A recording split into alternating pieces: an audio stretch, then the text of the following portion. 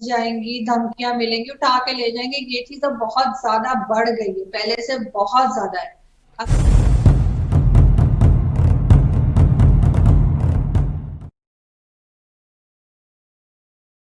नरेंद्र मोदी साहब ने जो जवाब दिया है, किसी ने पूछा था इमरान खान की तकरीर के बारे में, तो उन्होंने कहा कि जो इस इमरान खान जो पाकिस्तान के वज़ीर आज़म प्रधानमंत्री हैं, उनका लेवल वो है जो कि एक फ़र्स्ट सेक्रेटरी का होता है। तो हमारा कोई फ़र्स्ट सेक्रेटरी ही उसका जवाब दे देगा, मेरा मेरा रुतबा नहीं बनता कि मैं उसका जवाब दूं। और उसके बाद जो अब उन्होंने तकरीर की है यूनाइटेड नेशन में, उसमें कहीं कोई ऐसा जिक्र नहीं था जिसमें चीन का जिक्र हो, जिसमें पाकिस्तान का जिक्र हो। जैसे कि इमरान खान ने एनेक्सेशन का वर्ड यूज़ किया कि उसका इनको इशारा कश्मीर और सीएए की तरफ था। वो ये चीज़ें उनको ज़ेब नहीं देती थी एक ऐसे मुल्क को जो कि ना सिर्फ ये कि अपने अपने अपने महाज पे जो है वो फेल हो रहा है, यानी कि जा बजा वहाँ पे गुर्बत है, जा बजा वहाँ पे मसले मसाइल हैं, जा बजा वहाँ पे शोरिशें हैं, सिंध आपका नाखुश है, बलूचिस्तान आपका नाखुश है। और उसके बाद आप कहते हैं कि जी हम जो है वो एनेक्सेशन की बात करेंगे, हम फ़लस्तीन की बात करेंगे। तो ये जो डिप्लोमेटिक एक कहना चाहिए एक किरदार होता है एक स्टेट का, वो स्टेट का किरदार मुझे कहीं नज़र नहीं आ रहा। जिस तरह से नरेंद्र मोदी जी ने तकरीर की है, तो वो इस तरह से वो कोरोना वायरस और इस हवाले से जो हेल्थ इश्यूज हैं, और पाकिस्तान में आपको मालूम ही है कि किस तरह से मेडिसिन की प्राइस और सब कुछ बढ़ गई है। तो वो अगर थोड़ा सा फोकस इस तरफ भी रखते तो ज्यादा अच्छा था। और दूसरा ये कि जो वो हर दफा जाके किसी ना किसी पॉइंट से जो है वो डोनेशन की बात निकालते हैं, जो इन्होंने इस दफा भी बात की है, वो उस चीज से मैं एग्री नहीं करती कि हर दफा जाके और वर्ल्ड कम्युनिटी के सामने हर बार यही कुछ रोना रोए मुख्तलिफ रीजंस दे के अब हमें इसलिए पैसे चाहिए और अब हमें इसलिए पैसे चाहिए। तो वो उनको थोड़ा सा सोचना पड़ेगा कि हर जगह पे अपनी जो है ना वो डोनेशन देने वाली जो आदत है उनको उसको कंट्रोल करना होगा। आपने बड़ा अच्छा लफ्ज़ यूज़ किया, डोनेशन का बड़ा सॉफ्ट वर्ड है, लेकिन इसके कई और मानी भी निकलते हैं। हम लोग तो कभी कभी चंदा बोल देते हैं, और सरहद के दूसरी तरफ उसे भीख भी कहा जाता है। लेकिन देखा जाए तो कशकोल है हाथ में और आप जा बजा घूम रहे हैं। ये भी अच्छी बात नहीं होती कि जब इंटरनेशनल इवेंट्स होते हैं, जब इंटरनेशनल मौक़े आते हैं, तो आपको अपने मुल्क का स्टांस और नैरेटिव को सामने रखना होता है। और वो कभी कभी इमरान खान जो है वो साइड लाइन हो जाते हैं। ये उनका कसूर नहीं है। देखें, एक head of state every single point of the speech जो है वो अपने अपने दिल से नहीं लिखता, बल्कि उसको लिख के दी जाती है। और इमरान खान के बारे में तो ये मशहूर है कि उनको तो जो कहा जाता है वो बोल देते हैं, लेकिन कभी कभी वो दिल की बात भी कर जाते हैं। जैसे वो कहते हैं कि टिक टॉक जो है वो पसंद नहीं है उनको। अब टिक टॉक की एप्लीकेशन जो है वो मुल्क में फहाशी और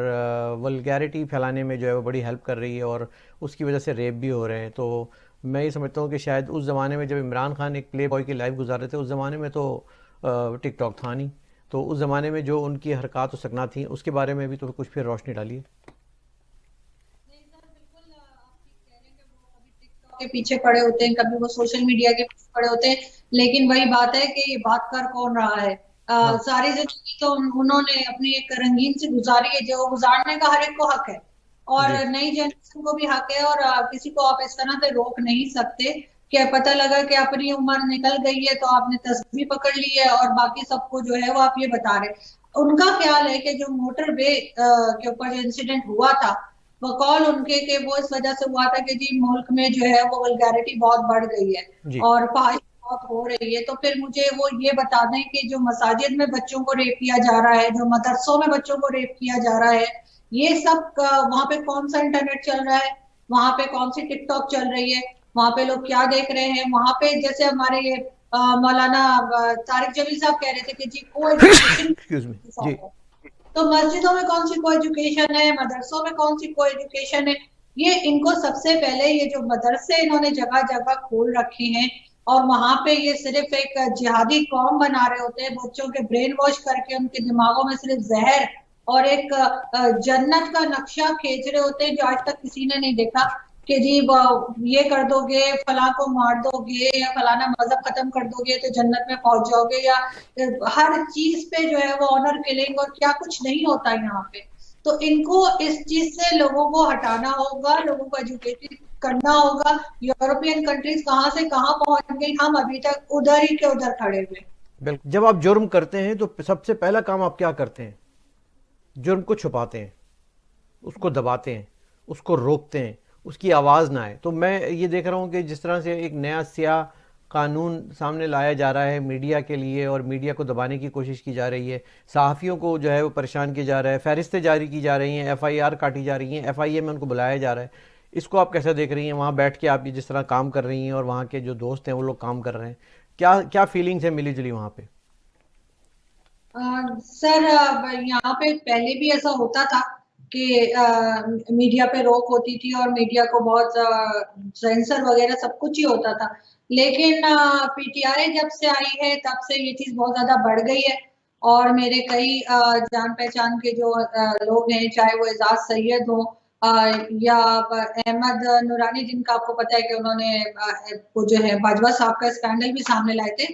تو اس طرح جی کے لوگوں کو تھریٹس تو جاتی رہتی ہیں، اور متی اللہ جان صاحب کو تو آپ کو معلوم ہی ہے کہ ان کو تو اٹھا کے ہی لے گئے تھے، تو یہ چیزیں تو بہت پہلے بھی چلا کرتی تھی، لیکن آج کل بہت زیادہ ہے، اور میڈیا پہ یہاں تک کہ ہمارے تو میں جس ٹی وی چینل کے ساتھ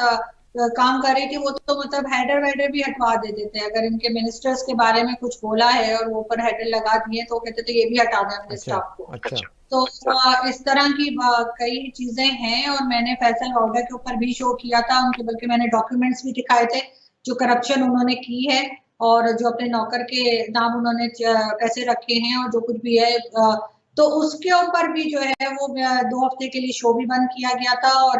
مجھے بلا کے ذرا پوچھا بھی گیا تھا کہ آپ نے کس طرح سے چلا دیا شو اور آپ نے کیسے یہ چیزیں دکھائی ہیں، تو عمران خان صاحب کی گورنمنٹ میں کبھی ایسا نہیں، یہ پہلی دفعہ ہوا ہے کہ عمران خان صاحب کی گورنمنٹ میں ہی ہوا ہے کہ میڈیا پہ اتنی سخت پابندی ہے، ورنہ یہ وہی لوگ ہیں جو میڈیا کی وجہ سے آج ان سیٹس پہ بیٹھے ہیں، بالکل جو حکومت انہیں ملی ہے، اگر میڈیا ان کا ساتھ نہ دیتا، سوشل میڈیا ہو چاہے الیکٹرانک میڈیا ہو، ہر کسی نے ان کا اس وقت بہت زیادہ ساتھ دیا، جس کی وجہ سے آج یہ پرائم منسٹر بنے ہیں اور اپنی حکومت انہوں نے بنائی ہے، مگر آتے کے ساتھ ہی جس طرح کا کریک ڈاؤن انہوں نے شروع کیا، اور اگر کوئی کچھ بولے گا تو وہ فوراً ہی ٹی وی چینل سے نکالا جائے گا، اس کے شوز بند ہو جائیں گے، اس کو یہ جو مرضی ان کے اپنے جو پیڈ قسم کے انہوں نے لوگ رکھے ہوئے وہ سوشل میڈیا پہ کچھ بھی بولیں گے، کالز جائیں گی، دھمکیاں ملیں گی، اٹھا کے لے جائیں گے، یہ چیز اب بہت زیادہ بڑھ گئی ہے، پہلے سے بہت زیادہ ہے، اگر میں بھی کوئی شو کرتی ہوں چاہے وہ مائنورٹی کے حوالے سے ہو، چاہے گورنمنٹ پہ کرٹیسائز کرنا ہو، کچھ کرنا ہو، تو میرے گھر والے بھی عام سے لوگ ہیں، ظاہر ہے وہ ڈر جاتے ہیں، وہ کہتے ہیں بھائی تم ذرا باہر کم ہی نکلو، تو کافی دن مجھے بھی باہر نہیں نکلنے دیتے، لیکن یہ چیز ہم نے پہلے محسوس نہیں کی تھی، نواز شریف صاحب یا